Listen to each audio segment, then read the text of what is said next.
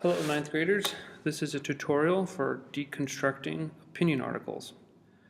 I've got my comments preloaded on here. I'm going to give a little walkthrough of the article, and you're going to use this tutorial to amplify the learning that we do when we finish May week and we go over this article in class itself.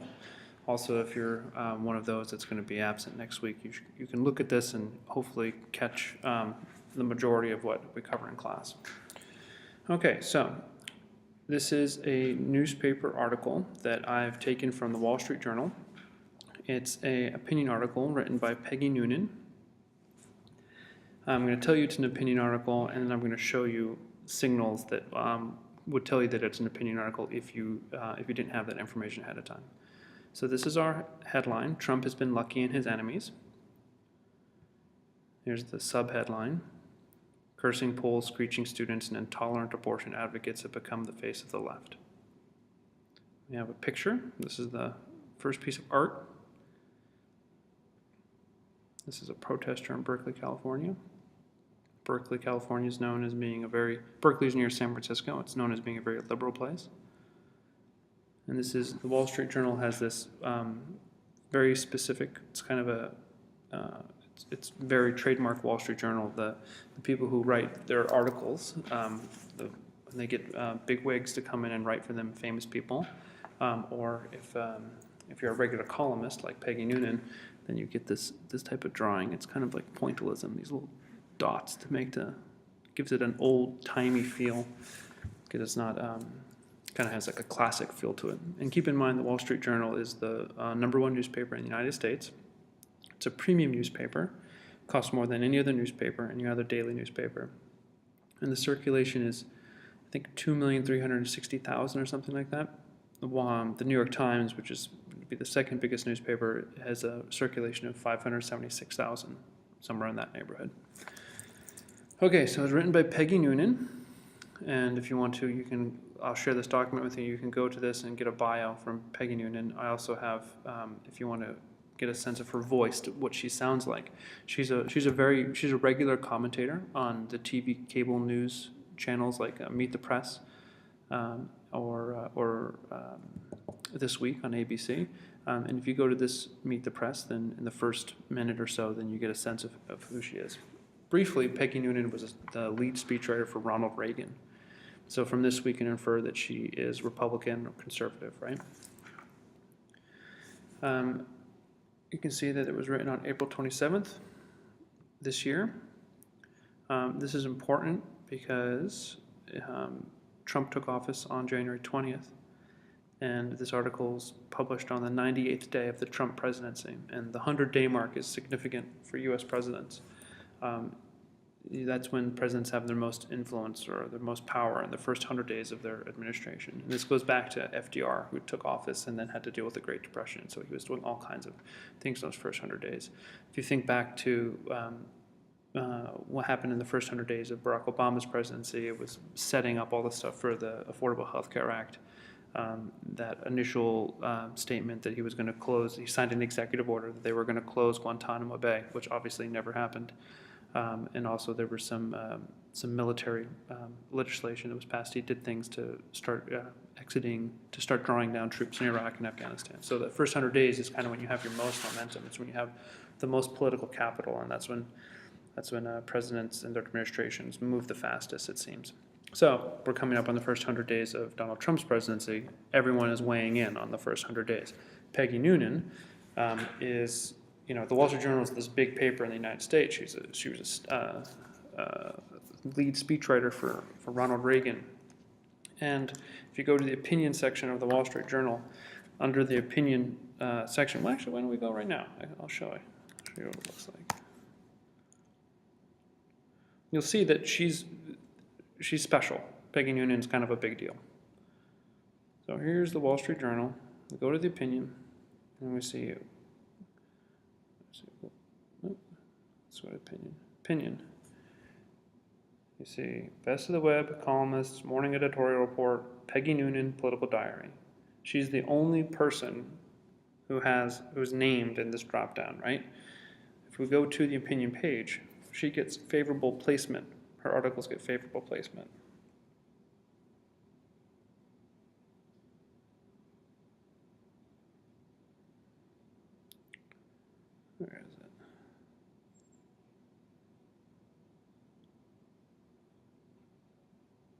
It must be on the day it's published.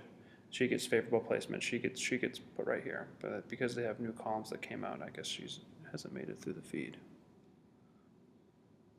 That's a bummer. I should have done this when it was published so you could see. Well, here it is right here. Here's the favorable placement. You can recognize that picture. Trump has been lucking his enemies, right? It's the first one on the list. Okay, let's go back here. Let's talk about how do we know that this? What clues would we know? What clues would we look to understand that the text type is an opinion article? Well, if you look at this headline, Trump has been lucking his enemies. Does it seem like the headline that we would get from a straight news article? Trump pushes for vote on health bill, but hurdles remain. Congressional leaders reach deal to fund government through September 30th. Big-name food brands lose battle of the grocery aisle. You see how these headlines are fact statements? These are fact statements. Remember when we talk about our Empower template, the first sentence is important. The first sentence can be a fact statement or an opinion statement. These headlines, Apple's cash hoard set to top 250 billion, these are statements, these are facts. Trump has been lucky in his enemies. Is lucky a fact or is it an opinion? I think it's kind of a subjective word, so that's a clue that this would be an opinion article, because in the headline itself you have this kind of, you're already getting a subjective. Cursing polls, screeching students, and intolerant abortion advocates have become the face of the left. Okay, so cursing polls, maybe that could be factual. Screeching students, well, some people might say screeching, some people might say screaming, some people might say actively voicing, some people might say passionate students, right? So you can see this is kind of subjective. And intolerant abortion advocates. So intolerant abortion advocates is also an opinion statement, right? Saying somebody who, I mean, this is like a charged, when we think about like easy ways to divide people's politics, are they pro-abortion or are they pro-life, right? Do they believe that women should have the right to choose, or do they say no one's allowed to get rid of babies? That's, it's a pretty clear litmus test. Remember we talked about litmus tests, quick tests? It's a quick litmus test to decide, what people's politics are. And when you talk about intolerant abortion advocates, it's kind of a signal that somebody who is, what would you say? What would you say Peggy Noonan's opinion might be? I actually don't know, but what I can say is that this is kind of a charged language, right? By saying it's intolerant abortion advocates. And then, of course, have become the face of the left, right? It's political in nature.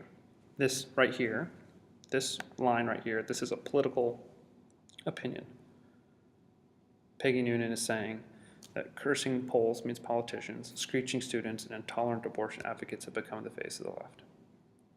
And then you have this picture. And what do you see in this picture?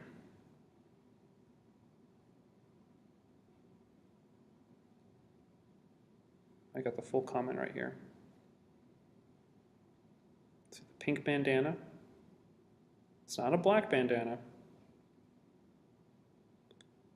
This guy's wearing a black bandana.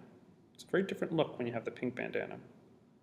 Pink could also be symbolic of these hats that women were wearing. These pink hats.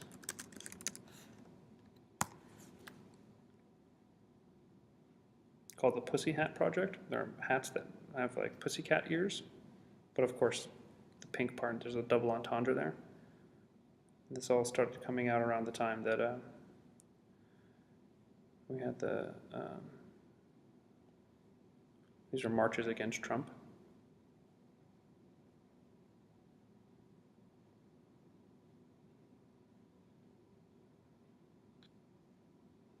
It's possible that that's intentional, that this person here made a decision they were going to wear a pink bandana.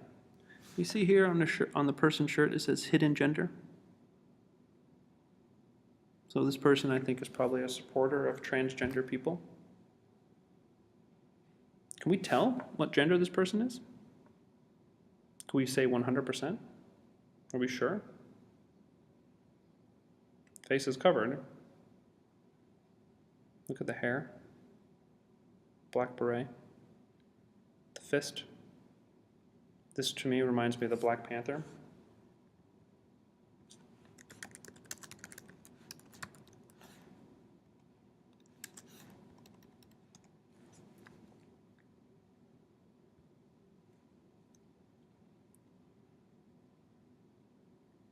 See these guys that were in black berets?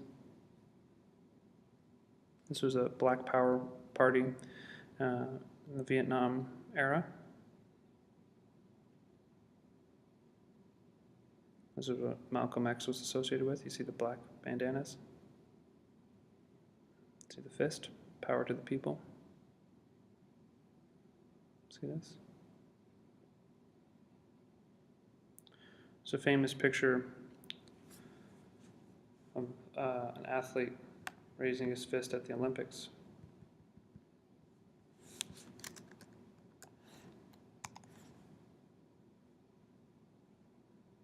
Right here. Have you seen this before? This picture? The black glove.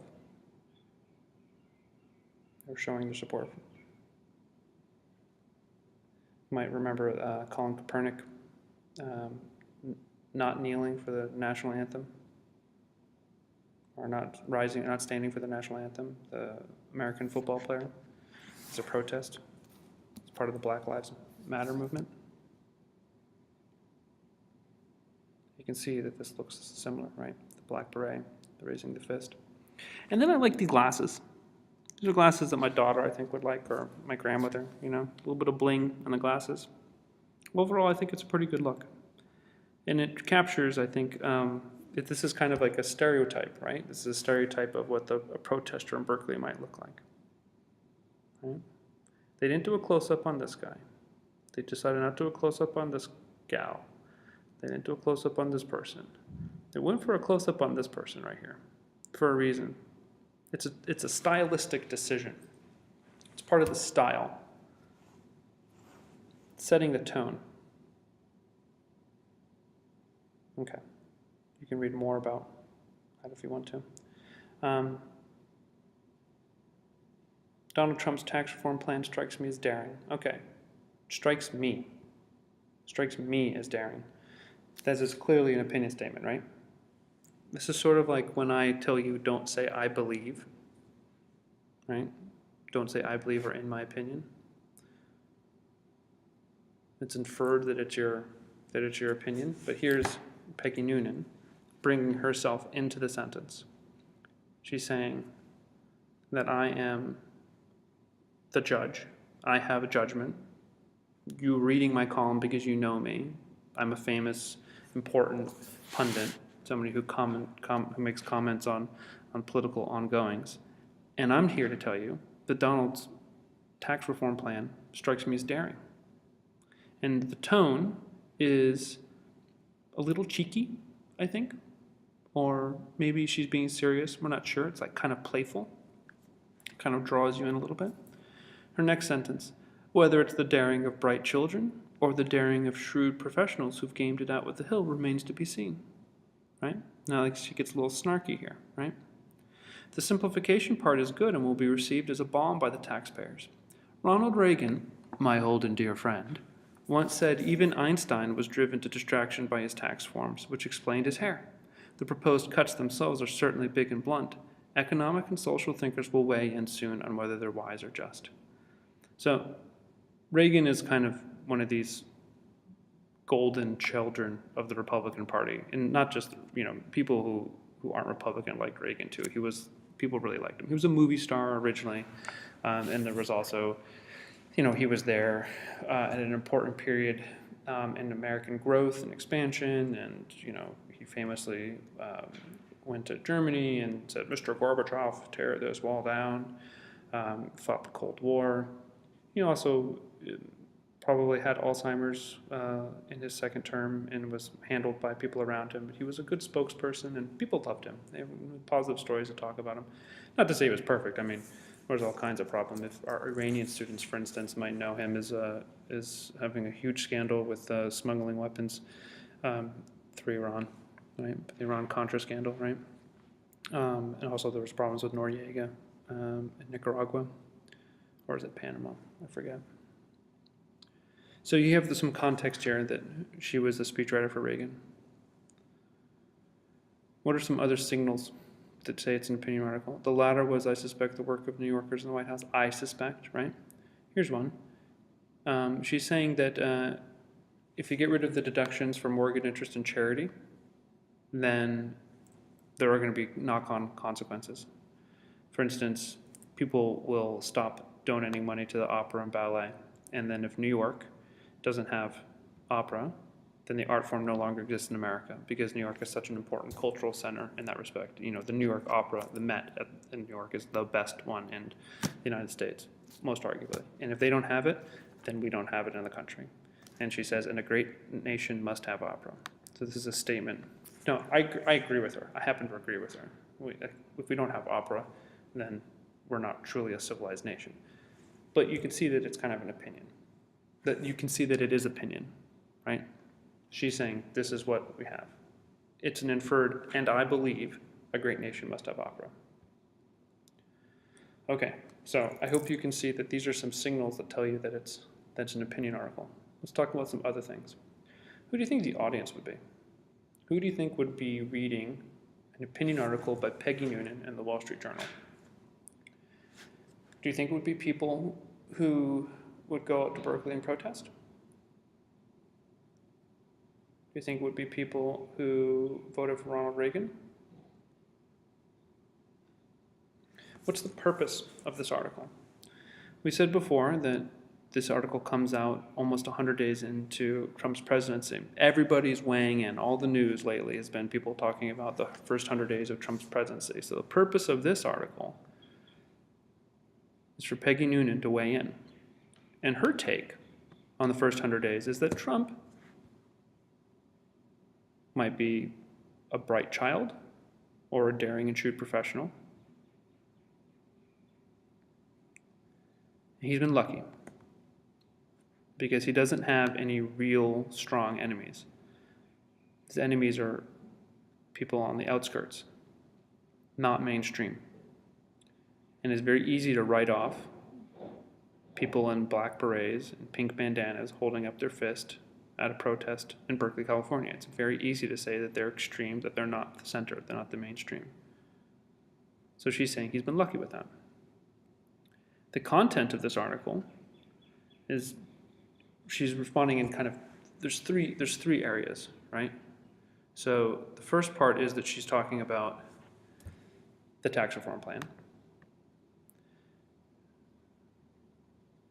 She says the whole thing looks like something that had been hurriedly slapped together to put a cap on the president's first 100 days. I wrote a highly sophisticated acquaintance who's also a big Trump supporter to ask if she liked the plan. The response, I'm getting tired of biggest wall, biggest bomb, biggest tax cut. How about something that can actually happen? Now to end a 100-day summation, 3 thoughts after observing the past 3 months. So this is her introduction that she's kind of setting up this part here. She's setting up like her thoughts on the tax plan, and she's kind of taking a dig at Trump by quoting one of his supporters who is criticizing him. The supporter is saying, I'm tired of hearing about the wall, I'm tired of hearing about the mother of all bombs, I'm tired of hearing about the tax cut. Let's talk about something that can actually happen. Let's get through the rhetoric into actual action. So that's how she sets up. And then she goes on to talk about 3 thoughts, right? One is that she's trying to talk about she's talking about his place in history. If this thing works, if the Trump administration is judged by history as having enjoyed some degree of success, it will definitely open up the U.S. political system in a wholly new way. So she's saying if he's successful, then everything is going to be different from now on. If he succeeds in office, it will stay changed. Candidates for president will be able to be anything. You can be a Silicon Valley billionaire. You can be Oprah, Silicon Valley billionaire. She's talking about Mark Zuckerberg there. You can be Oprah, The Rock, or Kellyanne. Kellyanne Conway is one of Trump's advisors. The system will attract a lot of fresh, needed, surprising talent, and also a lot of nuts and posers. But again, only if Mr. Trump succeeds. If he doesn't, if he's a spectacular failure, America probably never will go outside the system like this again, or not in our lifetimes. So she's saying it's going to be one or the other. If he's successful, it's going to open up the system to all kinds of outsiders. And if he's not successful, we're not going to trust an outsider for another 30 or 40 years, whatever. Look at the structure here. You have these kind of what you would expect fuller paragraphs. And then it starts getting smaller. And then it starts turning into like a speech, right? You have these shorter 1-2 sentence paragraphs. Kind of what you see in newspapers a lot on the news side, right? These smaller paragraphs like this. Keep in mind, she's also a speechwriter. This column is written to be spoken aloud. It's written in Peggy's voice. When you listen to that clip of her, you can hear her voice in this. If you listen to this clip, you can hear her voice. You can also see that she goes on to talk about what's the other part? And then she talks about the party itself and how the party is changing. And the Republican Party is, she has this great line about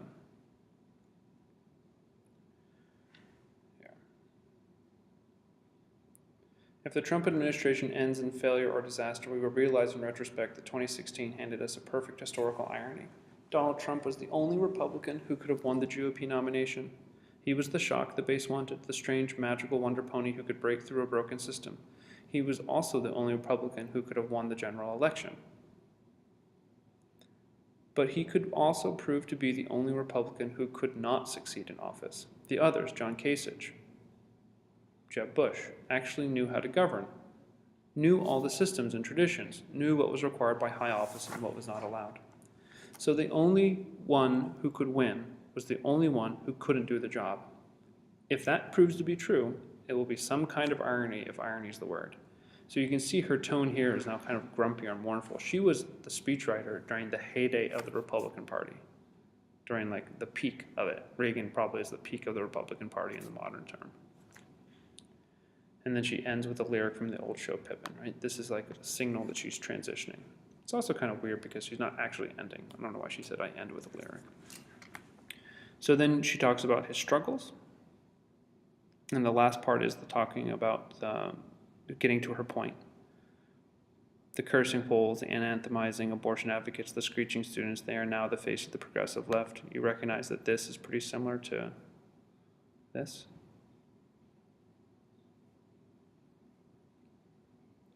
This is what America sees now as the face of the Democratic Party. It is a party blowing itself up whose only hope is that Donald Trump blows up first. He may not be lucky in all his decisions or staffers or his own immaturities and dramas, but hand it to him 100 days in, he's lucky in his main foes. So her message is that he's been lucky. There's also like a subtext that you ain't seen nothing yet. That if this is he's been lucky because his main foes have been these anathemizing abortion advocates and screeching students. That he hasn't actually faced a real tough enemy yet. Someone like Kim Jong-un, Putin, some rising star in the Democratic Party. She criticizes the Republican Party and the Democratic Party. She talks about where is it?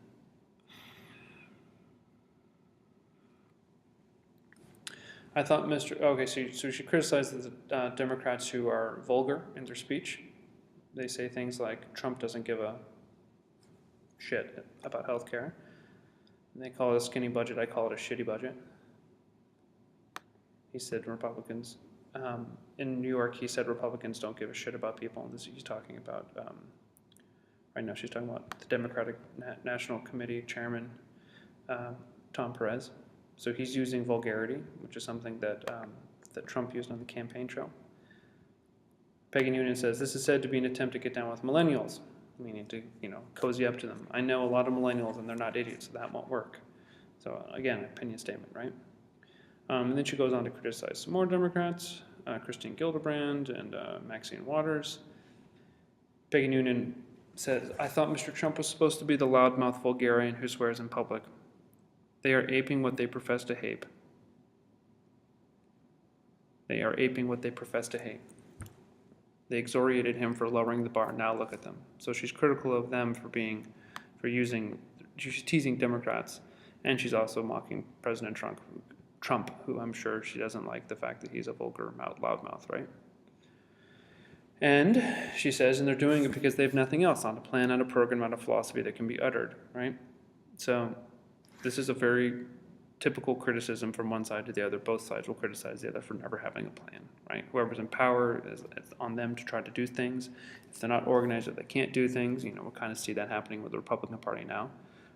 For the last 8 years, they've been, their main strategy seems to have been to just, get Obama out at any cost and, shut him down, stop things from happening. And now that they're in power, the Democrats are saying to them, like, well, you guys aren't doing anything, you're in power, and the things that are happening are, that Trump says he wants to do things like leave NAFTA, for instance, and then a couple days later, well, we actually can't do that, right? So there's this common criticism of the conservative saying that the liberals don't have a plan, and the liberals saying that the conservatives don't have a plan. So the message, right here, he's been lucky. What's the theme? What's the universal theme? This is kind of part of it. It's another kind of theme of, history is being changed, that the old patterns are kind of broken. That's what she's getting at right here. Sort of a theme, right? He's a disruptor. He's kind of like a disruptive technology. He comes in, he got in, he won. Now things are different. It's kind of the theme, is that everything is different. We've talked about the tone. What's the mood? What type of mood do you get from this? Do you feel gloomy? Do you feel grumpy? Do you feel pained? Do you feel worried? Do you feel apathetic? Do you feel annoyed? The style, one of the styles I see is this kind of like lecture-y speech type of style. Seems like she's speaking to us directly. It's intimate. It's like we're sitting down in a classroom and she's lecturing to us.